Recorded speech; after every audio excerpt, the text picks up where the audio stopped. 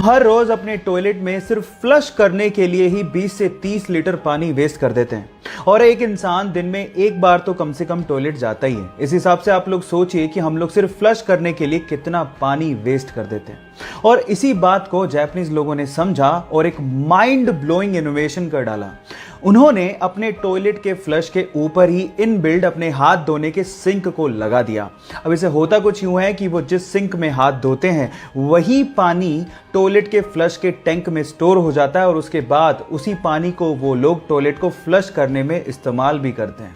कैसा लगा आप लोगों को ये माइंड ब्लोइंग आइडिया? और क्या आप भी चाहते हैं कि इंडिया में ऐसा इनोवेशन इस्तेमाल होना चाहिए? चैट सेक्शन में लिखना मत भूलिएगा।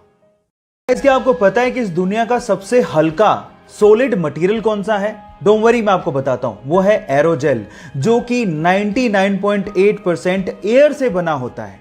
ये सुन के आप लोग हैरान रह गए ना?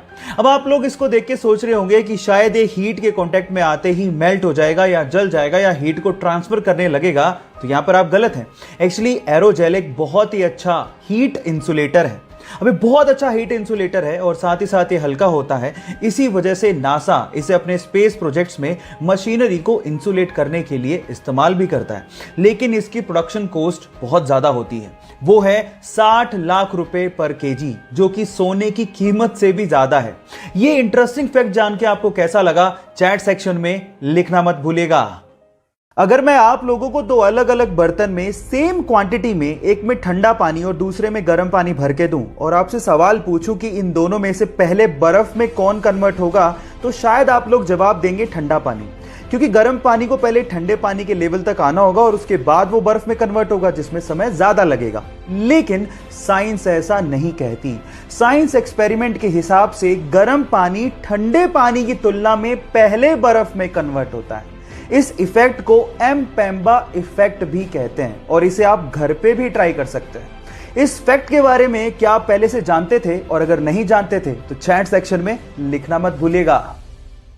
गाइस, आप लोगों ने फायर यानी कि आग को तो लगते देखा होगा। आग विजिबल होती है, जो कि आप अपनी खुली आंखों से देख सकते हैं। लेकिन गाइस, एक आग ऐसी होती है जो कि लगती है लेकिन दिखाई नहीं देती, जिससे जलन भी उतनी होती है। मैं अंदर की आग की बात नहीं कर रहा हूं, एक साइंटिफिक फैक्ट है by the way.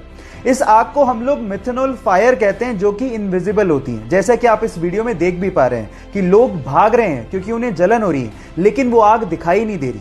Actually normal fire और मिथेनॉल फायर में यही फर्क होता है कि मिथेनॉल फायर इनविजिबल होती है। एक्चुअली वो डे लाइट में नहीं दिखती, लेकिन रात में वो ब्लू कलर की दिखाई देती है। क्या आप लोग मिथेनॉल फायर के इस फैक्ट को जानते थे? और अगर नहीं जानते थे तो चैट सेक्शन में लिखना मत भूलिएगा। यूके का एक सिटीजन केन विलमन ऐसे ही एक दिन बीच में घूम रहा था। अचानक से उसकी नजर एक पीले बदबूदार पत्थर पे पड़ती है। वो उस पीले बदबूदार पत्थर को घर लेके आता है और उसकी जांच करता है। जांचने पर पता लगता है कि ये पीला बदबूदार पत्थर और कुछ नहीं बल्कि व्हेल की एक उल्टी है। और उसके बाद केन विलमन रातों रात करोड़पति बन जाता है। अब आप लोग कहेंगे कि व्हेल की इस बदबूदार उल्टी के लिए भला इतना पैसा कौन देगा? तो मैं आपको आपकी जानकारी के लिए बता दूं कि व्हेल की इस उल्टी को एम्बर ग्रीस कहा जाता है और इसी एम्बर ग्रीस का इस्तेमाल करते हुए बड़ी बड़ी परफ्यूम कंपनियां अपना परफ्यूम बनाती हैं। लेकिन वेट, ये परफ्यूम में सुगंधी के लिए इस्तेमाल नहीं होता, बल्कि एम्बर ग्रीस में एक ऑर्डरलेस अल्कोहल होता है जिसका नाम है एम्बरीन। और ये एम्बरीन परफ्यूम को लॉन्ग लास्टिंग बनाने में मदद करता है। अब आप समझ ही गए होंगे कि बड़ी बड़ी परफ्यूम कंपनियां इस व्हेल की उल्टी के लिए इतना पैसा क्यों देती हैं। ये इंटरेस्टिंग फैक्ट जान के आपको कैसा लगा? चैट सेक्शन में इस पूरी ही दुनिया का सबसे पहला बिलियनर कौन था? क्या आप ये बात जानते हैं? डोंट वरी, मैं आपको बताता हूं।